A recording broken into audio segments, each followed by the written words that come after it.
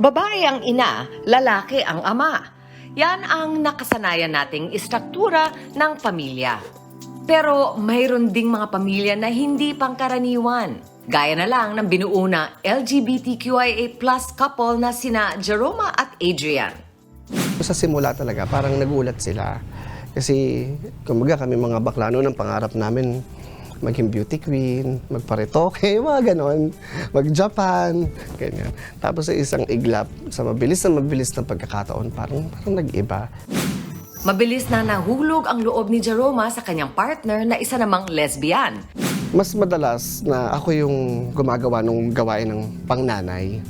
Tapos yung mga pang mabibigat na trabaho, especially mga buwat-buwat, ganyan, pang mga construction sa kanya kasi wala akong alam dun. Hindi lang silang dalawa ang naging mainit sa mata ng ibang tao. Madalas ding tuksuhin ang kanilang mga anak, lalo na nung bata pa ang mga ito. Naglalaro, nagkakapikunan. Ang asar na ngayon dun sa isa. Ano, papa mo bakla, mama mo tomboy, mga ganon, habang naglalaro. Tapos dahil nga nakasanayan na nila, usap namin na, sabi ko, wala nang masama dun. Umabot sa sakitan kasi nga, pinagtatanggol kami. Tapos ano na pala siya, multiple times na pala siya nangyayari. Late na lang din namin na-discover. Kaya in-explain lang namin. Sabi ko, kung makikipag-away ka, wag yung physical. Kasi hindi mo naman kasalanan na hindi ka dapat naaapektuhan dun sa sa sitwasyon na iba kasi, unique kasi yung sitwasyon natin. Napapansin na rin nila na tila may mga anak silang nakakuha ng katangian nila. Yung lalaki naming isa, parang may future. Tapos ginagawa na lang naming katatawanan dito. Tapos inaasar din ng mga ate. Yung isa naman naming babae, yung pangatlong babae, medyo siga din kasi parang eto. Hinahayaan namin. Ang usapan kasi namin dun, hayaan natin kung ano't ano man hindi pa naman namin alam kasi mga bata pa, kung ano't ano man, hayaan natin sila yung mag-explore sa nila. May payo naman ang ating eksperto tungkol dito. Kaya pag merong confusion among the roles, doon talaga pati yung domino effect sa mga bata. Kasi who provides who? Who provides which? Pwedeng magdoble sometimes, lalo na yung mga material things. Pangalawa, yung psychological needs ng bata, pati yung spiritual needs ng bata. Sino magpo-provide sa kanilang dalawa, no? The more you know and understand your title and job description, the more you can do your job well. Same within the family. Be a productive member of the society. Dapat kayo mismo mag-asawa, productive kayo. Yung bang may pinakikinabangan yung mundo sa inyo.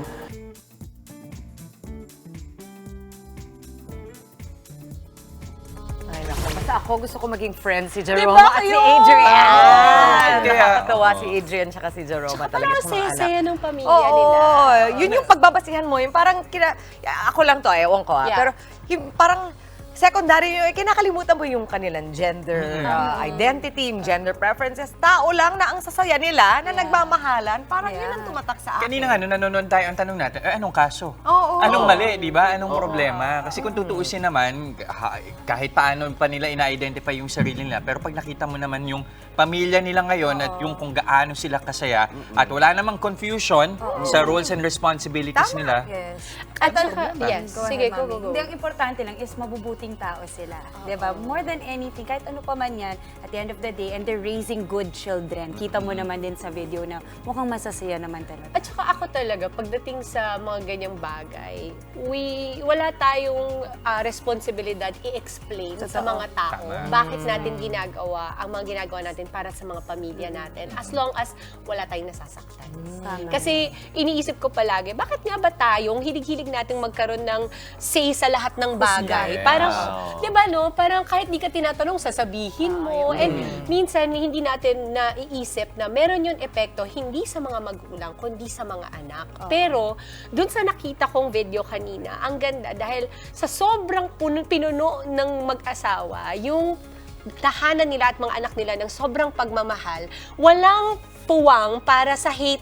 Tama. Nakita Tama. mo, kahit na gina-judge sila or meron sinasabi sa kanila, walang puwang yung mga puso nila, nagsasayaw sila. Wala kang makita talaga na problema. And I think tayo bilang mga magulang, pag magulang ka na, ang responsibilidad natin ay hindi para sa ibang tao sa labas ng tahanan, kung hindi yung mga taong pinapalaki natin sa loob ng bahay natin. So, ang ganda ng fluidity na pinakita nung pamilya, na hindi sila nare-restrict ng gender roles, yung nakasanayan nating gender roles. Nakita mo yung tatay nakikipagharutan. Magandang nakikita yun ng mga bata, di ba? Yung nanay din, marunong sa gawaing bahay na yung kadalasang ginagawa ng mga tatay. So, at least, may nakakasanayan nila yung ano yung labas doon sa nakikita nila sa labas ng bahay nila. Dapat ganito yung tatay, dapat ganito yung nanay. Hindi sila nakakahon. Yun, ang galing nung hindi nakakahon. Yung dad ko nga, ganun. Masaya. Diba? Hello, Daddy. No, hindi, actually, pero sabi mo nga, this is something na hindi na, parang mas marami na ngayon ang mas komportable na ipahayag yung tunay na pagkatao nila. Pero, sa kabila nun, dahil nga nakasanayan, yung iisipin natin kung bakit meron pa rin yung naiilang or hindi sanay, ibabalik mo rin yan sa, sa magulang nga na ang iniisip lang ay yung kapakanan ng kanilang mga anak. Kung minsan, pagka nagpapakita na ng ibang, let's say, yung identity nila is not conforme dun sa kanilang gender, meron mga magulang na nag-worry na natatakot na para sa kanilang anak dahil alam nila kung paano maghusga ang lipunan. So kaya din sila kuminsan nagre-react na malaki, hindi nagiging supportive, kinakagalitan yung mga anak, 'di ba? Dahil gawa din ng takot nila para sa anak nila. Sa mundo. Kasi Sa mundo na yun na nga yung the need to conform, yung kailangang umayon sa expectation ng lipunan. Ang lakas nun eh. And kung magulang ka, matatakot ka para sa anak mo. Kaya yung iba, di ba, pipilitin, face lang yan. Or magbabago ka rin paglaki mo, yung ganyan. So yung siguro, yung need na kailangan natin talagang maging mas maalam at mas aware sa kung ano talaga yung gender identity. Na hindi po yan pinipili, hindi po yan pwedeng palitan. Hindi ka pwedeng magdesisyon na palitan na lang.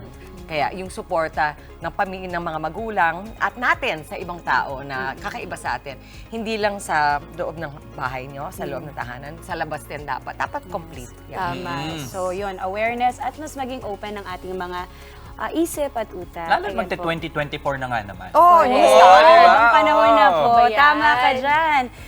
Mga kapatid, Chiki Roa Puno po. Simulan ang inyong araw na puno ng impormasyong kapaki-pakinabang. Sama na sa isang makabuluhang umaga. Tumutok at mag-subscribe sa social media pages ng News 5.